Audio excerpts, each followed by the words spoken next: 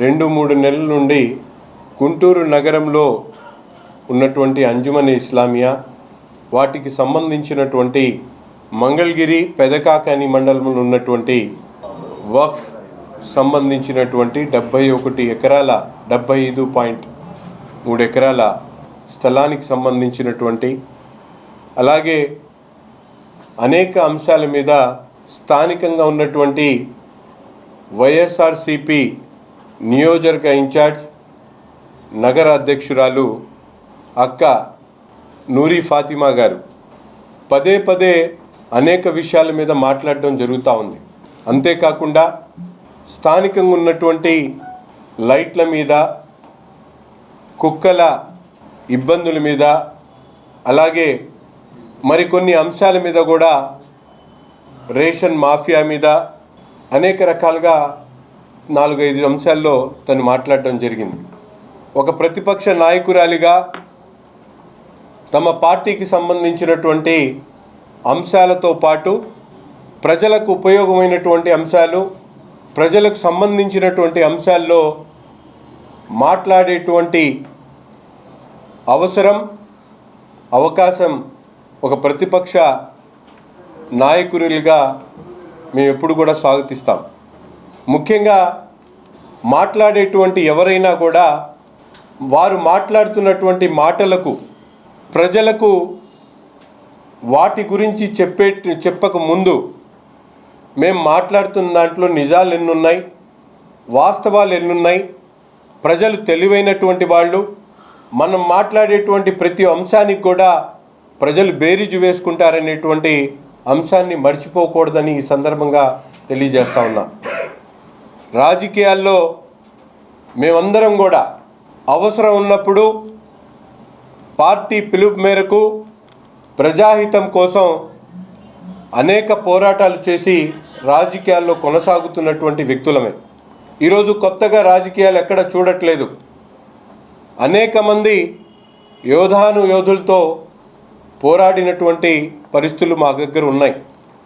ఈరోజు ముఖ్యంగా మా అక్క నూరి ఫాతిమా గారికి కొన్ని విషయాలు, ఎందుకంటే వైఎస్ఆర్సిపి నగర అధ్యక్షురాలుగా ఆమె మాట్లాడుతున్నటువంటి ప్రతి ఒక్క దానికి కూడా ఒక శాసనసభ్యుడిగా ప్రజలకు సంబంధించినటువంటి అంశాల్లో దానికి క్లారిటీ ఇవ్వాల్సినటువంటి అవసరం నాకెంతైనా ఉంది. ముఖ్యంగా గడిచినటువంటి 15-20 రోజుల నుండి ఒక పక్కన పవిత్రమైనటువంటి రంజాన్ మాసం సందర్భంగా ఎక్కడా కూడా ప్రజలు ఇబ్బంది పెట్టేటువంటి పరిస్థితులు కానీ, రాజకీయాలకు తావు లేకుండా ప్రశాంతమైనటువంటి వాతావరణంలో, ముఖ్యంగా ముస్లిం సోదరులు ఎక్కువగా ఉండేటువంటి గుంటూరు నగరంలో రాజకీయాలకు తావు లేకుండా ప్రతి ఒక్కరిని కూడా ఇబ్బంది పడకూడదనేటువంటి ఆలోచనతో ఎంతో సమన్వయం పాటిస్తూ ఓర్పుతో సహనంతో ప్రతి ఒక్క అంశాన్ని కూడా తీసుకోవడం జరిగింది. కానీ ముఖ్యంగా కొన్ని విషయాల మీద అక్క నూరి ఫాతిమా గారు మాట్లాడుతున్నటువంటి మాటలు చూస్తూ ఉంటే ఈరోజు, ఎందుకంటే మహిళల పట్ల పూర్తిగా గౌరవం ఉండి 2 సంవత్సరాలు ఎన్నికల్లో పోటీ చేయకముందు, ఎన్నికల్లో పోటీ చేసేటప్పుడు, ఎన్నికలు అయిపోయిన తర్వాత 2 సంవత్సరాల వరకు కూడా ఎక్కడ కూడా తాను మాట్లాడేటువంటి ఏ ఒక్క అంశాన్ని కూడా రాజకీయంగా చెప్పాల్సినటువంటి విషయం మాత్రమే చెప్పడం జరిగింది. ఎక్కడ కూడా నా పరిధి దాటి కానీ, నాకు సంబంధం లేనటువంటి విషయాలు కానీ, లేకపోతే వారు మాట్లాడేటువంటి భాషలో నేను ఏ రోజు కూడా స్పందించినటువంటి పరిస్థితులు. ఈరోజు నగరంలో ఉన్నటువంటి ప్రతి ఒక్కరు కూడా ఆలోచించాల్సినటువంటి మాటగా నేను చెప్తా ఉన్నా. ఈరోజు శాసనసభ్యుడిగా అల్లా దయతో, భగవంతుడి దయతో నాకు ఈ అవకాశం వచ్చిన తర్వాత పెద్దవారైనా చిన్నవారైనా వారికి గౌరవించుకుంటూ, గతంలో పనిచేసినటువంటి ప్రతి ఒక్క నాయకుడిని కూడా వారి గౌరవాన్ని కాపాడేటువంటి విధంగా మాట్లాడడం తప్ప ఈరోజు డబ్బులున్నాయనో మదం ఎక్కినట్టో మాట్లాడేటువంటి పరిస్థితులు ఎక్కడా లేవు. ఈరోజు అక్క నూరి ఫాతిమా గారు మాట్లాడేటువంటి భాష ఈరోజు ఒక సాటి మహిళ చూసి బాధపడేటువంటి పరిస్థితులు ఉన్నాయి. చదువుకున్నటువంటి తల్లి మాట్లాడేటువంటి మాట, సంస్కారం ఎక్కడికి పోయిందని చెప్పి నేను అడుగుతా ఉన్నా.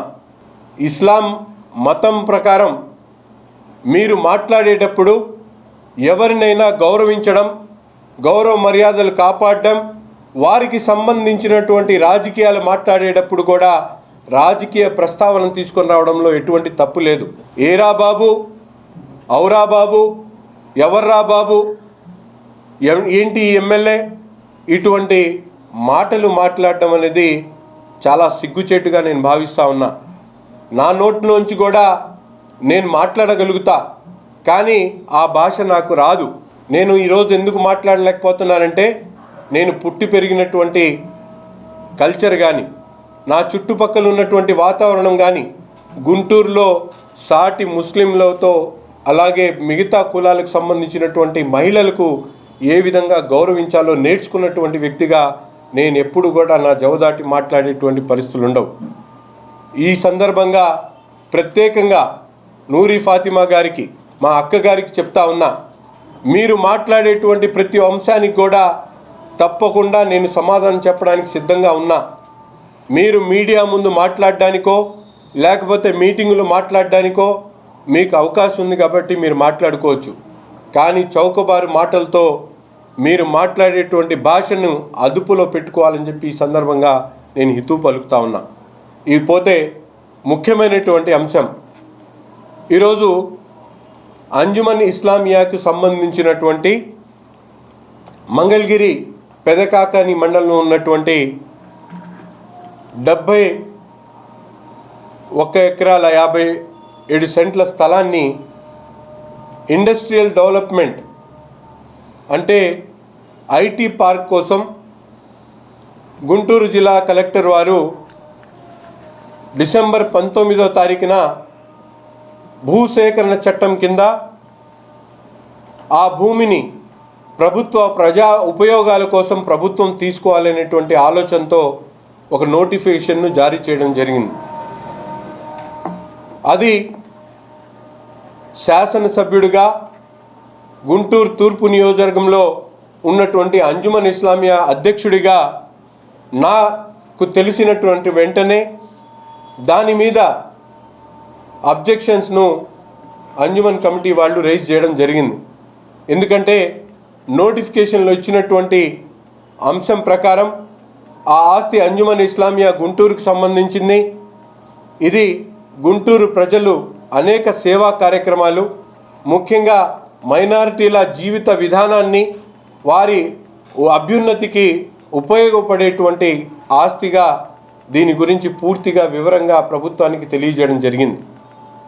ముఖ్యంగా దాని తర్వాత గౌరవ మానవ వనరుల శాఖ మంత్రి నారా లోకేష్ గారి దృష్టికి కూడా ఈ అంశాన్ని తీసుకొని వెళ్ళి ఈ విధంగా గుంటూరు నగరంలో ఉన్నటువంటి ముస్లిం సోదరులు ఏదైతే ఐటీ పార్క్ సంబంధించి భూసేకరణ చట్టం కింద ప్రభుత్వం తీసుకోవాలనేటువంటి ఆలోచన ఉందో దాని మీద ఈ విధమైనటువంటి సేవా కార్యక్రమాలు, ముస్లింలకు సంబంధించినటువంటి చారిటీ జరుగుతూ ఉంది.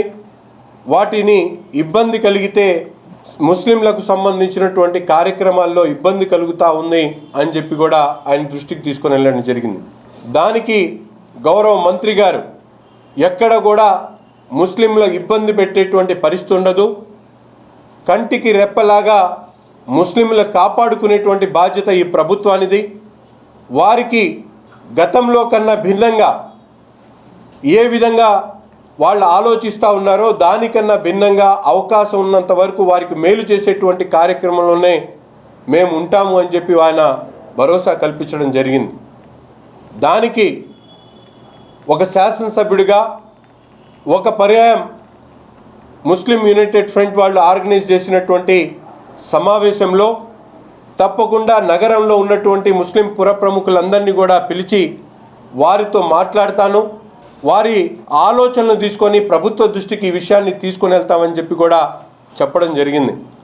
దాని తరువాత అంజుమన్ ఇస్లామియా ఆధ్వర్యంలో పూర్తి స్థాయిలో ఒక సమావేశాన్ని ఏర్పాటు చేసి ఆ సమావేశంలో వైఎస్ఆర్సీపీకి సంబంధించినటువంటి నూరి ఫాతిమా కానీ, అలాగే రసూల్ కానీ, అలాగే మిగతా నాయకులు కూడా ఆ కార్యక్రమంలో రావడం జరిగింది.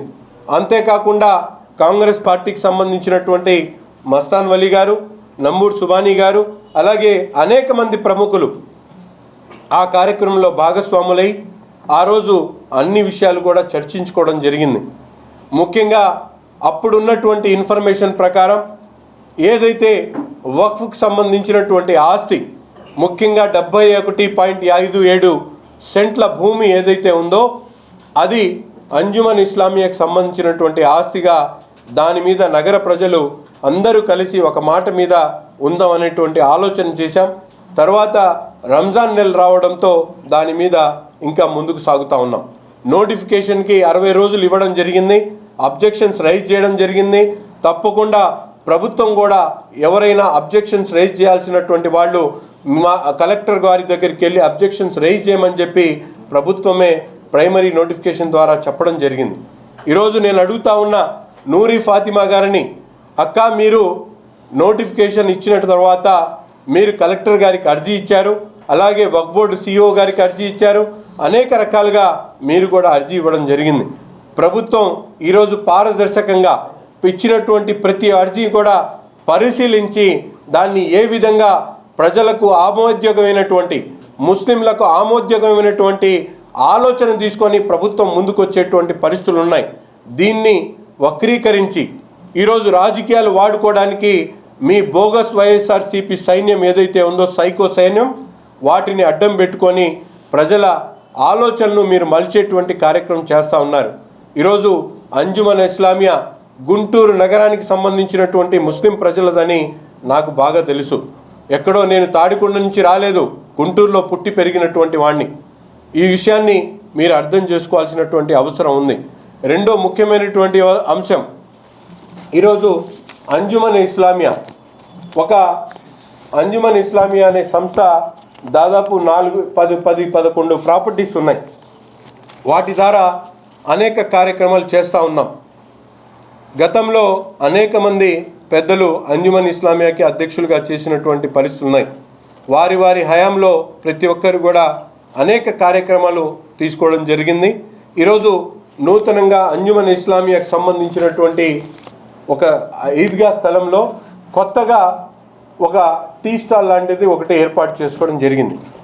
దాని గురించి అక్క నూరి ఫాతిమా గారు ఒక వారం లోపల అది తీయకపోతే నేను పగలగొడతాను, లా అండ్ ఆర్డర్ ప్రాబ్లం వచ్చినా కూడా ఎక్కడ ఆగేది లేదని చెప్పి చెప్పడం జరిగింది. నేను చెప్తా ఉన్నా, అక్క నూరి ఫాతిమా గారు, రంజాన్ అనేటువంటి పండగకి సంబంధించి 2 రోజులు గతంలో కూడా మేము ఉన్నటువంటి దాన్ని తొలగించాము. మళ్ళీ దాని తర్వాత 2 రోజుల తర్వాత పెట్టుకుంటాం.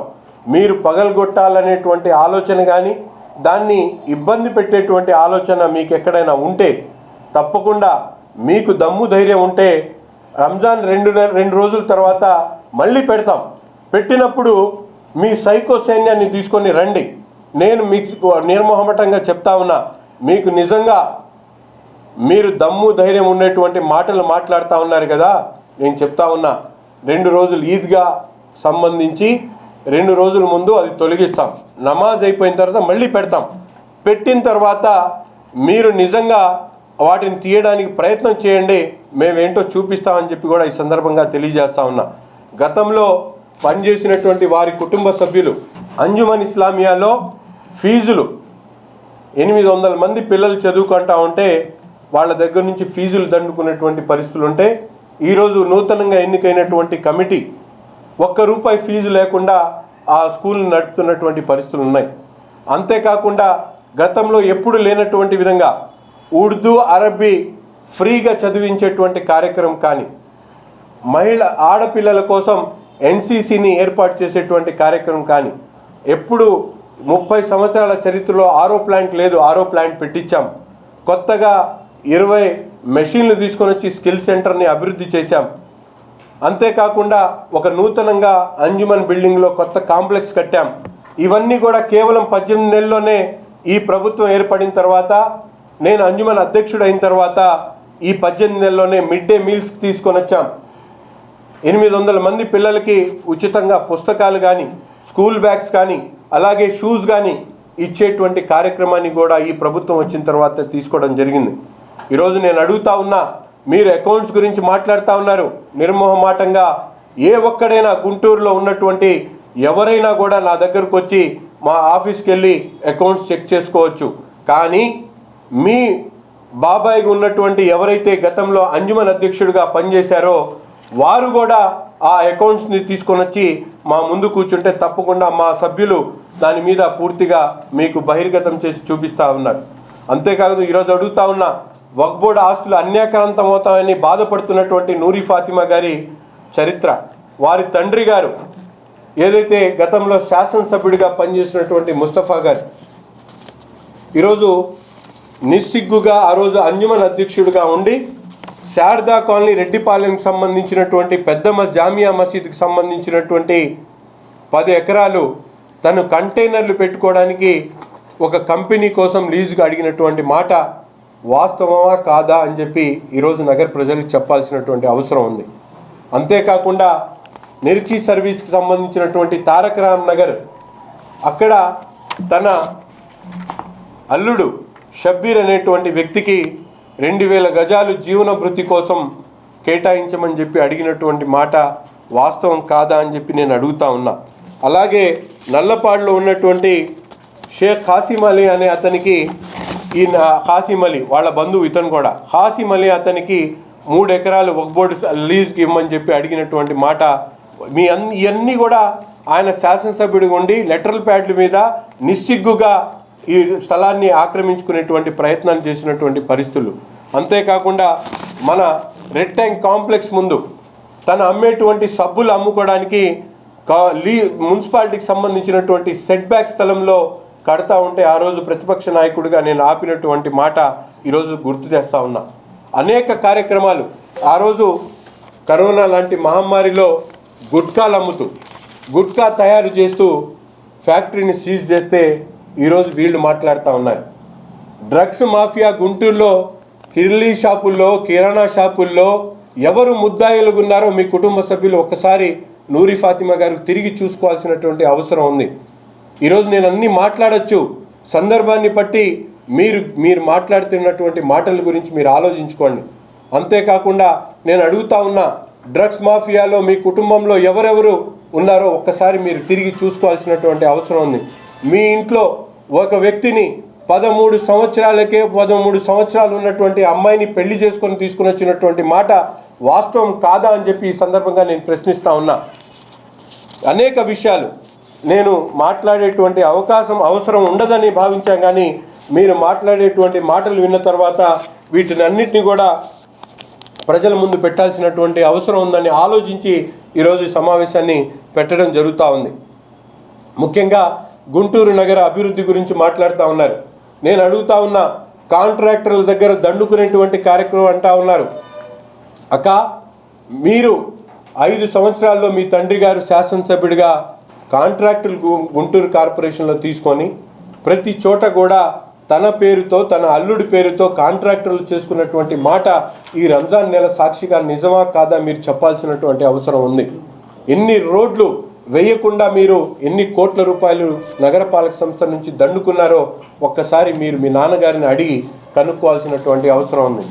ఈరోజు పచ్చ కామెలు ఉన్నవాడికి పూర్తిగా పచ్చగా కనిపించేటట్టు మీరు చేసేటువంటి కార్యక్రమాలు ఈరోజు మీకే అలా కనిపిస్తూ ఉన్నాయి. అభివృద్ధి గురించి మాట్లాడుతూ ఉన్నారు. నేను అడుగుతా ఉన్నా, 10 సంవత్సరాలు శాసనసభ్యుడినటువంటి ముస్తఫా గారు ఈ నగరానికి ఏం పీకారో ఒక్కసారి చెప్పాల్సినటువంటి అవసరం ఉంది. మీరు బీఆర్ స్టేడియం పూర్తిగా నిర్లక్ష్యానికి గురైనటువంటి పరిస్థితులు.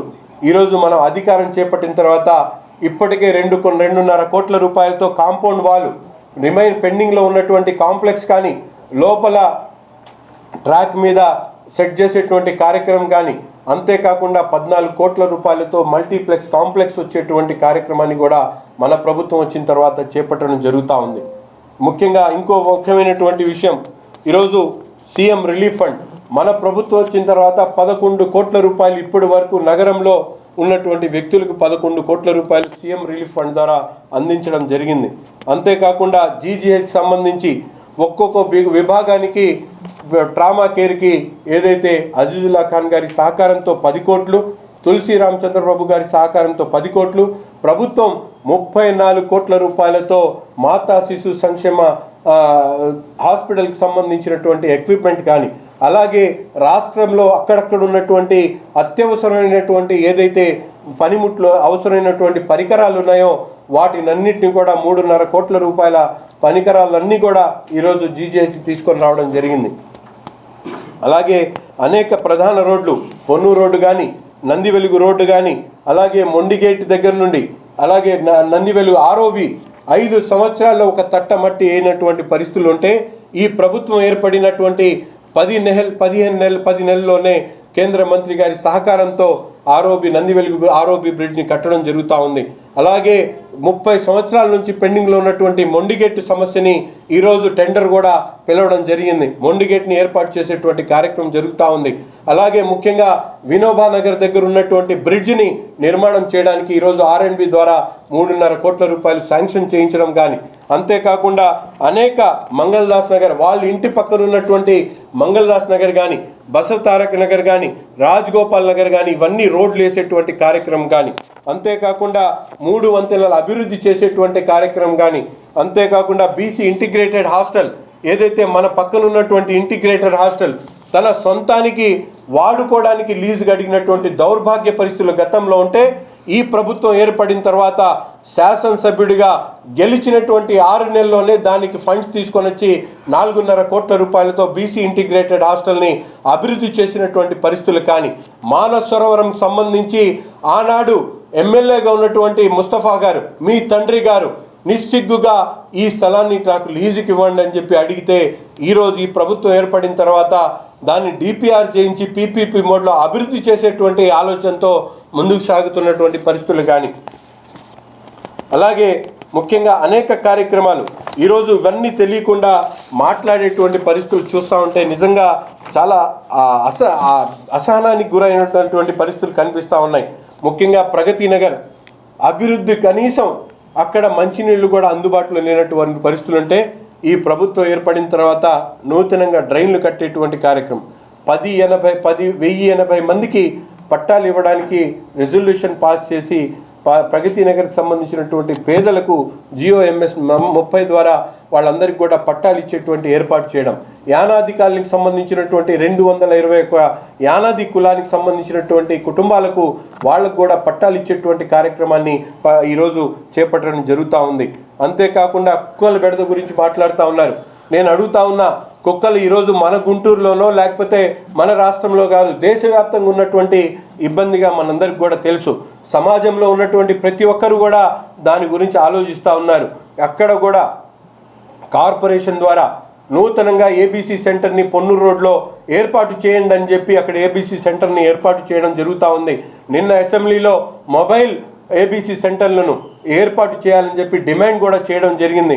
ఈ విధంగా ప్రతి ఒక్క సమస్య మీద ఆటో నగర్లో అన్నా క్యాంటీన్లు పెట్టమని, అలాగే గుంటూరు నగర అభివృద్ధి కోసం పీడీ అకౌంట్ ద్వారా నిధులు విడుదల చేయాలని అనేక కార్యక్రమాలు ఈరోజు జరుగుతున్నటువంటి పరిస్థితులు ఉన్నాయి.